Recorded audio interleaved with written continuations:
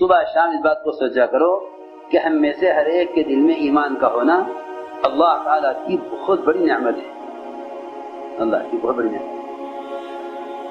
ابھی ہمیں 24 گھنٹے میں اس کا خیال بھی نہیں آتا کہ اللہ نے ہمیں ایمان کی نعمت دی ہوئی ہے،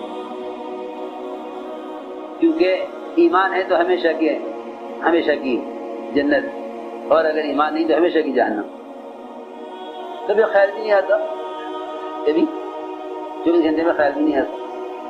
دکان مل گئی 2 رکعت نماز شکرانے کی پڑھ لو، کارخانہ چل گیا 2 رکعت شکرانے کی پڑھ لو، قرضہ ادا ہو گیا 2 رکعت شکرانے کی پڑھ لو۔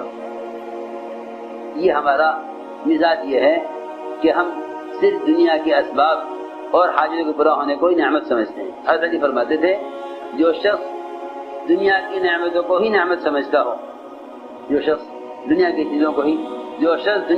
چیزوں کو ہی نعمت سمجھتا ہو، حضرت علی فرماتے تھے اس کی عقل ختم ہو گئی، اس کا عذاب بہت قریب آ گیا، اس کی عقل ختم ہو گئی اور عذاب کا وقت اس کا عذاب قریب آ گیا، اور اس کی عقل اس کی جاتی رہی۔ جو یہ سمجھتا ہو کہ دنیا میں کھانا پینا، مکان دکان، اسباب، ضروریات، بیوی بچے یہی نعمت ہیں، فرمایا جو دنیا کی ضروریات کے پورا ہونے کو اور دنیا کے اسباب پہ نعمت سمجھے کہ اس کی عقل ختم ہو گئی،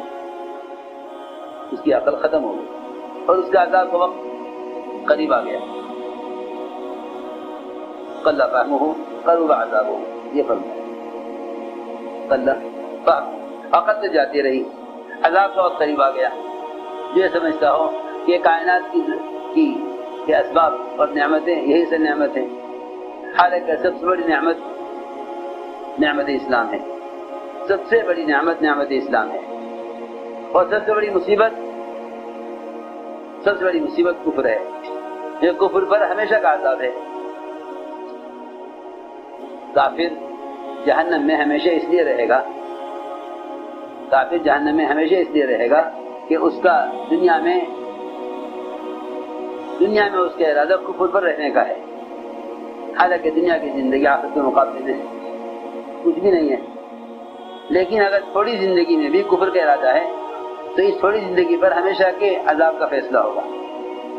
دنیا کی تھوڑی سی زندگی میں بھی اگر ایمان پر رہے تو پھر آخرت کی ہمیشہ کی زندگی وہ نعمتوں کی اور اجر و ثواب کی اور جنت کی ہوگی۔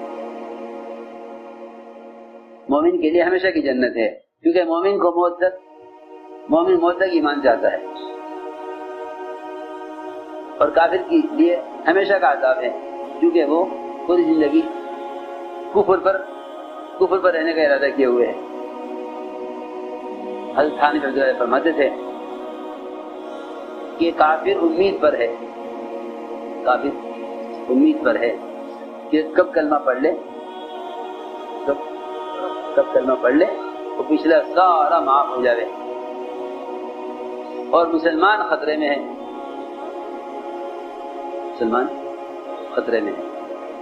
تو کافر امید پر ہے،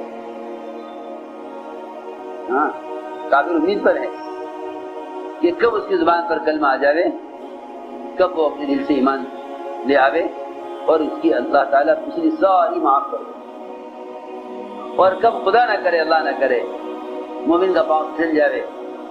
اس لیے اللہ